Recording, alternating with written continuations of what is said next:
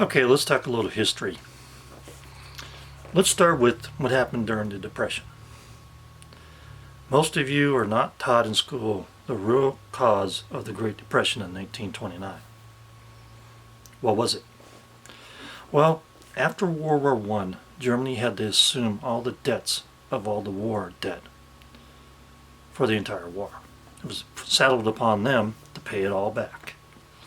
And the British and the French borrowed money from the U.S. to finance their wars. And in return, they were supposed to pay us. So they got the Germans to pay for the war to them, and then they paid us. Well, what happened is all this debt was put into bonds. And what happened is when Germany printed a whole bunch of money just to pay off their debt, their money became worthless. I'm pretty sure you remember that at one time Germany's money after World War I became worthless. But they paid off their debt. But that put the French and the British in a situation where these bonds that were held by the U.S. stock markets for war debt bonds were not paid. A lot of people were heavily invested in these and they were making money off of them. Unfortunately, when that collapsed, so did the stock market. About 20% of it, and I think it was about 20%, collapsed in 1929, causing the Great Depression. Now let's talk about trade. The start of World War II by the Japanese attacking Pearl Harbor was a man-made war. It was provoked.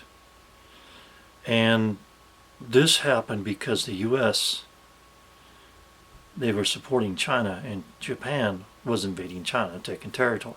Of course, we know about the flying tigers and all that stuff.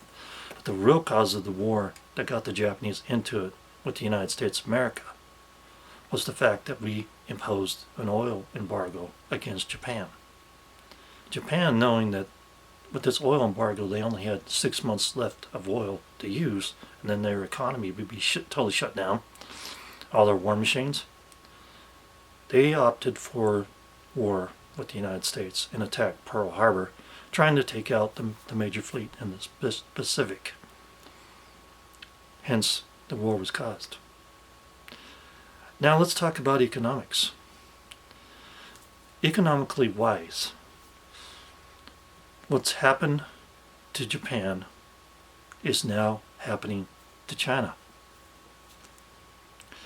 So let me go more in depth with that, with the semiconductor tariffs on Japanese chips for running TVs, VCRs. They imposed a hefty tariff on Japan. In the meantime, what the U.S. business corporations did was they farmed out all their labor and stuff and moved factories out of the United States.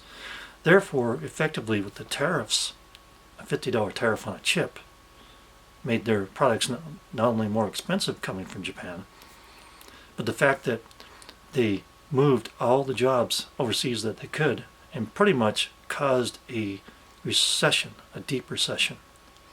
And we can get into Carter and the whole problems and Nixon and all that stuff.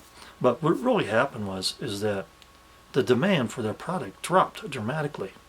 And they are like what China is now. China is producing a lot of stuff, opened a lot of factories, spent a lot of money. So what happened with Japan is that when nobody was buying their product, they were forced to save any money at all to just dump it on the U.S. market for extra cheap. Suddenly you had $100 TVs for a 19-inch screen TV when they were selling for $300 or $400. I remember those days because we used to have a 19-inch color TV. And it was a pretty hefty price. And then a year later, boom, you got $100 TVs, $100 VCRs or less. You could buy a VCR for like 89 bucks for a cheap one. Japan lost its behind on cash and went into a recession, a deep recession in Japan. Things reversed. That's how the United States deals with countries they want to take their wealth from. Essentially, the business corporations here in the United States maneuvered with the policies of the government, through lobbyists, of course. The United States corporations made out like bandits and got stuff cheaper than it cost to make it. That put Japan in a deep, deep, deep recession for many years. And while American corporations got rich. Now, let's think about China. What's happened there? Well, there's a lot of business in China. They build a lot of factories. They build a lot of products. They're supplying a lot of the world with products. So, there's a lot of businesses in China that have borrowed a lot of money to hedge to be able to produce these products. Now comes along the soft embargo. Yeah, the soft embargo. The soft embargo is, do you really think it's an accident that all those ships are out there on the West Coast and the East Coast and they can't get unloaded because there's a labor shortage and union problems and all that stuff and truck drivers and everything else? No. This has been planned even before T-Man got out of office. This is what you call a soft embargo, and I'll tell you one thing right now. The 4 of the 5 largest banks in the world are located in China. Now these banks are 2,000% over leveraged on the cash they loaned out to what they have. Their GDP of China is 250% every year of what they take in. That means they're spending 2.5 times more money than the governments of China is actually taking in. Now also, you remember when China devaluated their currency. They did that because a lot of the Chinese businesses were on the verge of bankruptcy. Because they built all these factories, they spent all this money, and forget about the real estate stuff. That's just another hole in the bottom of the boat. So with the soft embargo, a lot of that stuff's not going to hit the shelves for Christmas. It'll slowly trickle in just enough to keep the supply line running. Somewhat, a lot of shortages. You're going to have to take what you don't want half the time just to get what you need. But here's the kicker. All that money sitting out there on the West Coast and the East Coast and all those container ships. What do you think is going to happen to all that stuff when it finally does get to the shores? Because China's having a real economic failure right now. How would you take down a country if you wanted to do it without war? I don't know.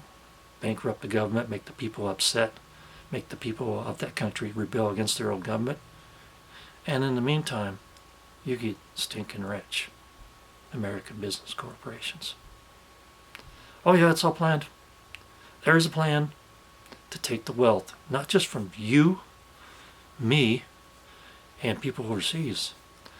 You own nothing and you'll be happy.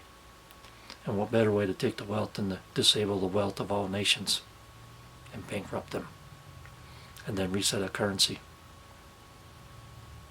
I hope you're prepared. I hope you have prepared. Listen to many of the videos I did that I had to take down from YouTube on my other channel many times ago. I had to take them down after January. Count my fingers. 6 of them up there, right? Because they tried to snuff out one of my main channels for telling the truth. I hope you all are prepared, stocked up. It's not just a matter of, well, this is hokey stuff. We're going to have a rough ride for the next year and a half. Not to mention the push for the thingy in the arm. Now that's a personal choice. That's a Fourth Amendment issue. It's a Nuremberg Code issue. And it's also the American Disabilities Act issue. So that's another whole thing, but that's to get you under control and compliance. Be smart about what you do. Make sure you have a backup plan. Plenty of supplies to get you through, like if we had 3 months of no propane or gas. Do you have 3 months worth? I'll tell you what, if the gas gets that short, people won't be able to drive to work. Nobody will be working. So I hope you enjoyed this little piece of history and the one that's ongoing at the moment. The wealth of China is being taken by the U.S. business corporations and banks, just like they did to Japan so many years ago. I just hope it doesn't lead to what happened with Japan before World War II, because we all know what happened there with Pearl Harbor. You've been warned. Subscribe, like, and hit that bell. Thank you, and have a great day.